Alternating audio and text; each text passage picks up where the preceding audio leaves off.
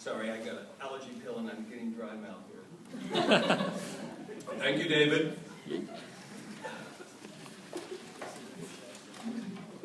Did I not introduce myself? I have to confess that I always feel a little ambivalent about what to say when I prepare my remarks, especially sort of representing the faculty here, although they haven't reviewed any of it, so I have. The issue is, how do I address the challenges that face you as teachers today, while exhorting you to embrace those challenges with a Thessalian zeal? What is the proper balance between speaking about the real world of K-12 schools and urging you to strive to reform them? Of one thing, however, I have no doubt: how privileged we all feel, faculty and staff, just to be in the same room with you tonight at this juncture of your career. This ceremony, after all, recognizes and celebrates your official entry to the profession we all care so deeply about. We've worked with you, we know your compassion and your commitment and your courage, and it gives us hope for the future of education in California. And we need hope. It is the condition of education in California and across the country that fuels the ambivalence I feel tonight. Even at this ceremony, where we all, quite rightly, share feelings of joy and pride in your accomplishments, I can't help but worry that what the current reform is doing to the profession I love and what it means to your future. Not that I believe schools don't need reform. Surely they do. It is the misguided and fundamentally flawed direction of the dominant model of reform that troubles me. For more than a decade, policymakers and business leaders have eagerly enlisted in a movement launched by free market advocates with the support of major foundations to reform school through standardized testing and accountability. Some of the nation's largest foundations have been promoting school reforms on principles drawn from the corporate sector without considering or understanding whether they are appropriate for educational institutions. They pretend to be beyond any particular ideology. We are technocrats, Bill Gates recently said. But technology and the set of solutions Gates and his experts, among others, have arrived at are deeply ideological, rooted in the mindset of the market, using test scores as the driving force in their quest to transform teaching. With the vast wealth of some of the world's most well-endowed foundations, they are purchasing the space where dialogue regarding education occurs. The result is that in education, we're experiencing a virulent and coercive strain of groupthink, and it is doing our students a great deal of harm. The rhetoric is all about raising standards, one of those catchy yet meaningless phrases so beloved by politicians and pundits. I mean, who could be against standards? Rarely, however, do you hear a substantive discussion about what standards, chosen by and for whom, and to what end. This groupthink has even moved to justifying itself in moral terms. Education is the civil rights of our time has become the mantra, repeated often by Mitt Romney in the last presidential campaign, as if discrimination, housing, poverty, and voting rights no longer trouble us. Our schools are now more racially and economically segregated than at any time since the 1960s.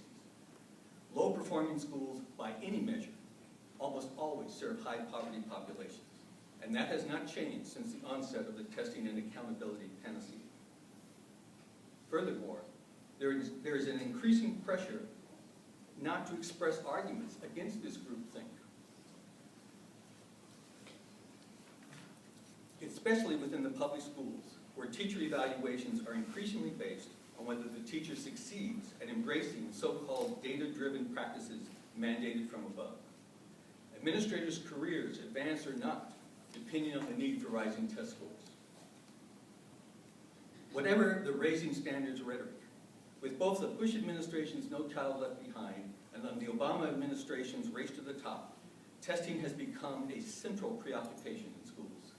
Standardized testing has become not just a measure, but an end in itself. And don't think the so-called Common Core is going to be any different. because the Common Core comes with a common assessment. In some ways, both Race to the Top and the Common Core are more insidious for teachers because of their push to connect teaching performance with standardized test scores. It is impossible, unnecessary, and harmful for a small group of individuals to predetermine and impose upon all students the same set of knowledge and skills and expect all students to progress at the same pace. And if they don't, of course, it's the teachers and the school's fault. I'm not against standards per se, for good standards can serve as a useful guide. But when standards are enforced with high-stakes testing, when teachers and principals are evaluated based on students' test scores, and when a student's fate is decided by test scores, then teaching and learning must inevitably become standardized and constrained. Can you say scripted curriculum and pacing guide? Just take a look at what happened under No Child Left Behind. No Child Left Behind did not require schools to narrow the curriculum, reduce the time for music and the arts, for social studies and science, or for lunch and recess as far as that goes. But it all happened. It will happen with Common Core standards as well. As Bill Ivey writes in his book, Handmaking America, equipping students with the limited skill set required by multiple choice exams does not require inspiration, empathy, or any particular talent. It's an activity that can be implemented by the educational version of, well, clerks. Diane Ravitch, a conservative historian and arch critic of how the standards movement for which she once advocated has been hijacked by testing mania, described a well-educated person as follows. Someone who has a well-furnished mind, shaped by reading and thinking about history, science, literature, the arts, and politics. The well-educated person has learned how to explain ideas and listen respectfully to others. Those are not outcomes that can be measured by standardized testing. And they seem to be outcomes sorely lacking in our political discourse these days. We must make sure that our schools are grounded in the liberal arts and sciences, with plenty of opportunities for children and young people to engage in activities and projects that make learning lively. We must be sure they are prepared for the responsibilities of democratic citizenship in a complex society.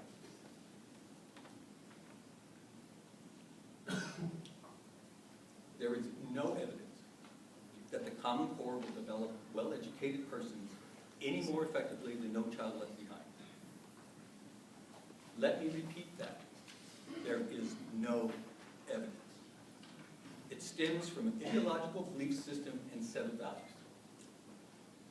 A belief system that ignores the real problems of education, which are social, political, and moral in nature, and whose solutions have little to do with quantitative analysis, no matter how elegant. Quantitative analysis, for example, can verify that consistently low-performing schools almost always serve high-poverty populations. But quantitative analysis is silent as to whether or not this fact is even a problem, much less what to do about it. That discussion goes to what kind of society we want to live in, how best to create it, and how to do the right thing along the way. Standardized testing is not going to help us answer those questions. So, what is a teacher to do in the face of this groupthink? More to the point, what should a graduate of the Kalmanovitz School of Education at St. Mary's College do? Here's the deal. As St. Mary's graduates, you have an antidote to this groupthink plague. They can't hear you in the back. Move the microphone. Sorry. You have Lasallian principles of education to take into the schools in which you teach. You understand the critical importance and central role of the student-teacher connection. The need to respect every student. To stand a little in awe at the dignity of each student. You understand that great teaching involves the personal, exquisite extension of one individual to another. Every outstanding teacher I have ever known views teaching as a vocation, as something they were called to do, a profession that has a deeply spiritual dimension for them, whatever their belief system generally. Lassallean principles tell us that education is not only about acquiring knowledge, especially the level of knowledge measured by multiple choice questions on a standardized test. Teaching must address the whole person, body, heart, and soul, not just the intellect. The goal of teaching must be more than preparing young people to become another participant in America's consumption culture. Enter to learn, leave to serve. Our Lassallean credo is the ethos that should undergird our educational policy and our teaching practice. What can you do? You can begin with this. Whether you're in the faculty lounge, at a social gathering, chatting with family and friends, or strategizing at a union meeting, and someone says, and they will, raising test scores is our first priority. Look them in the eye and say, I'm a St. Mary's graduate. I'm a Lassallean educator. Raising test scores is not my priority. My priority is helping students learn how to think critically, think historically, think humanely. My priority is to encourage students to contemplate the way technology shapes their consciousness. My priority is to help students cultivate a sense of social responsibility. I'm a St. Mary's graduate, and my priority is to help students become more fully human. And I mean all students, no matter what they look like, where they come from, whatever their family income or who they love. Because all humans have within them the spark of creation, and shame on me if I forget that. I'm a St. Mary's graduate. I have learned that if I help my students become more fully human, and if I join them in that quest, their test scores will take care of themselves. Thank you.